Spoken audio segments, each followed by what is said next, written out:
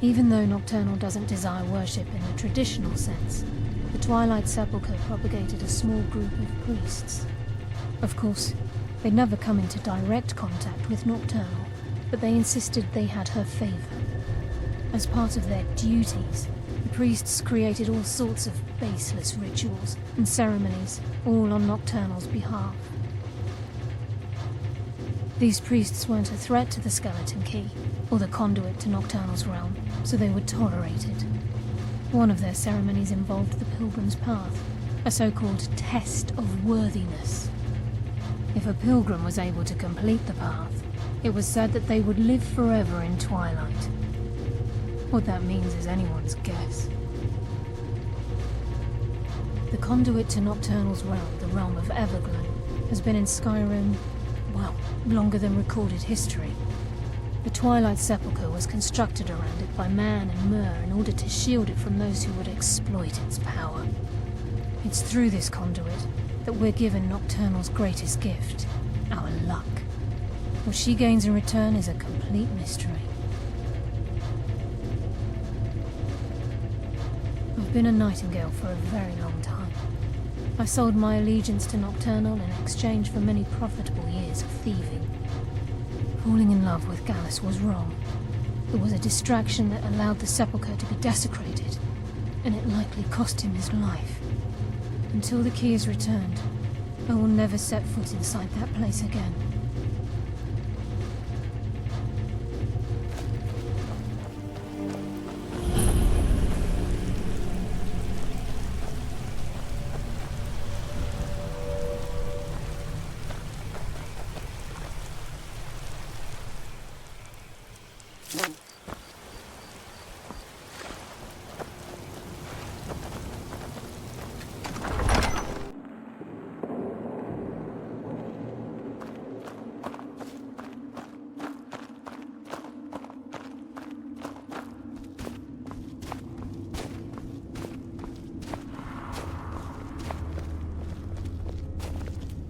I don't recognize you, but I sense that you're one of us. Who are you? The last of the Nightingale Sentinels, I'm afraid.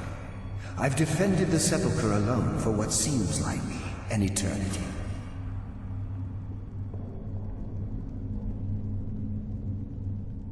We were betrayed by one of our own kind. In fact, I'm to blame for what's happened here.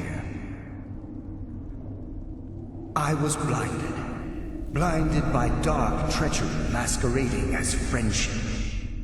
Perhaps if I had been more vigilant, then Mercer Frey wouldn't have lured me to my fate and stolen the Skeleton Key. I haven't heard that name in a long time. How do you know of me? The key! You have the Skeleton Key! I never thought I'd see it again. And Mercer Frey?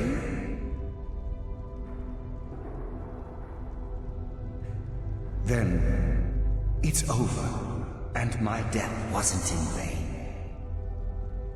I owe you a great deal, Nightingale. You've done the Guild a great deed, and although they may not show it, I'm certain they appreciate your sacrifices. My only regret is that you had to undertake this task alone. Carlia? She's still alive? I feared she'd befallen the same fate, ending up a victim of Mercer's betrayal. Nothing would bring me more pride than to return the key, but I'm afraid it's impossible. From the moment I arrived here, I felt myself, well, dying. The Sepulchre isn't merely a temple or a vault to house the key. Within these walls is the Ebonmere, a conduit to Nocturnal's realm of Everglow. When Mercer stole the key, that conduit closed, severely limiting our ties to her.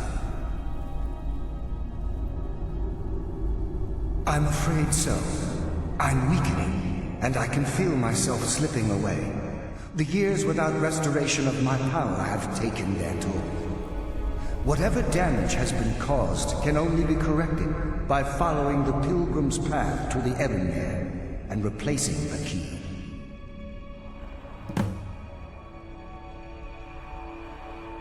I wish I could help you, but I've been a prisoner in this very chamber for the last quarter century.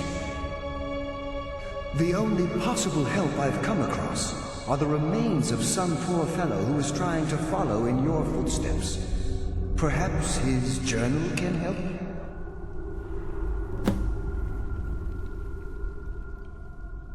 The Ebonmere is a conduit through which Nocturnal influences our world.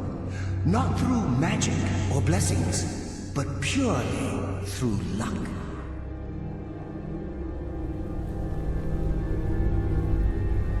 Yes, absolutely. Your skill is your own. Don't let anyone ever tell you otherwise. But Nocturnal, she influences our luck. Nearly imperceptible assistance we get when we ply our trade. Think about the guild, about the state it was in when you began. Think about all the little things you might have heard. A pick breaking when it shouldn't have. The clouds in the nighttime sky clearing at the wrong moment. Our access to those bits of luck are what separates us from common bandits.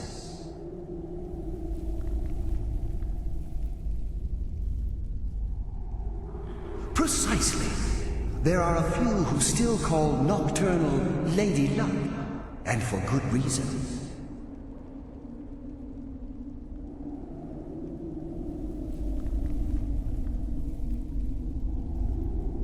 With the Ebonmere closed, and their sudden severance from the realm of Everglow, I fear they've undergone a drastic change. They're shadows of their former selves. They no longer remember their true purpose or their original identities.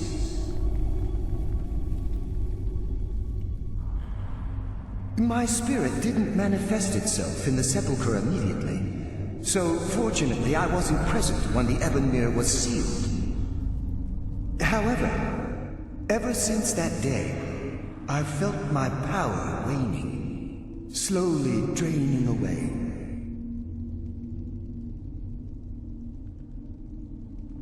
Good luck, Nightingale.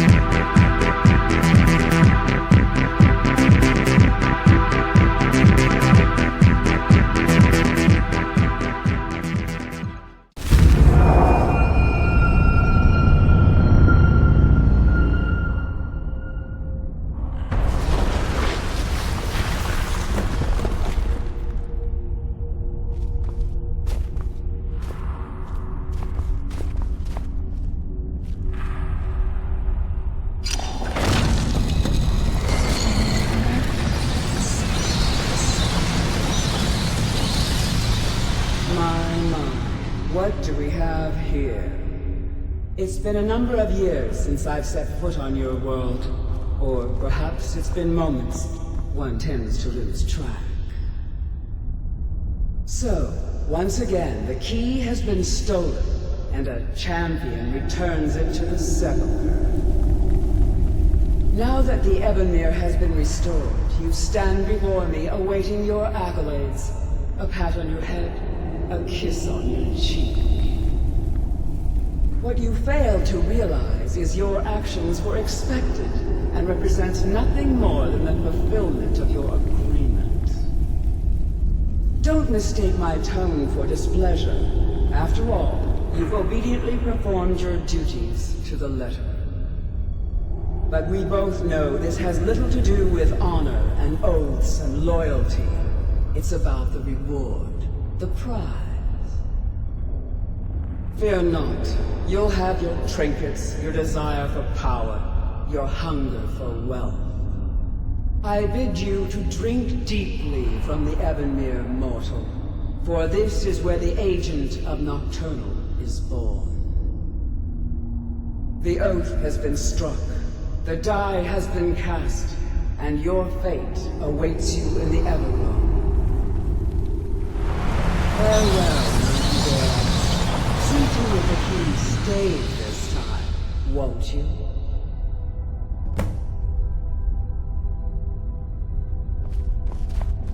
I'm glad you were able to bring the key back safely. Nocturnal seemed quite pleased with your efforts. I wouldn't take that to heart. It's her way. Think of her as a scolding mother continually pushing you harder to be successful, outwardly sounding angry, silently content. I assure you, had she been displeased with you, we wouldn't be having this conversation. The circles at the base of the Ebonmere imbue you with powers befitting a Nightingale agent. The crescent moon represents the agent of stealth, the half moon for the agent of subterfuge, and the full moon for the agent of strife. This is Nocturnal's way of maintaining balance.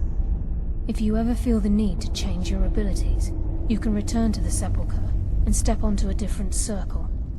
Be warned that once you've chosen, you can't reselect for at least a day. Now, your life as a Nightingale begins. Should the need arise, you'll be summoned to the Sepulcher in order to defend it. The Guild has welcomed me back with open arms. I feel like a void in my life has finally been filled. I only hope that this isn't an ending to things, but actually the beginning. Why, perhaps the greatest crime spree Skyrim's ever known. There are pockets brimming with coin and coffers overflowing with riches ripe for the picking. We may be Nightingales, but in our hearts we're still thieves, and we're damn good at what we do. Choose your path, and your journey will be complete. Yes, fellow Nightingale?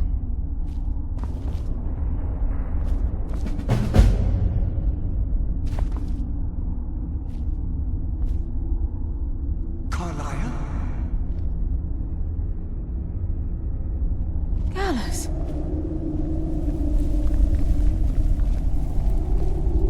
I feared I would never see you again. I was afraid you'd become like the others.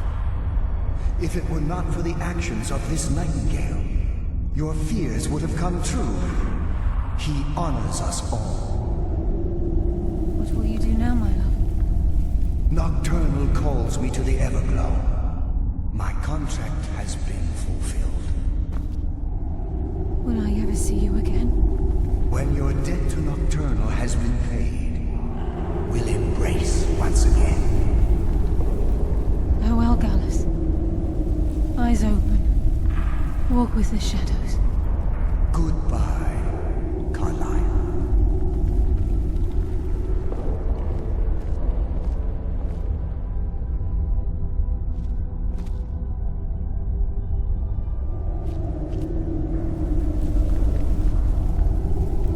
Yes, Nightingale?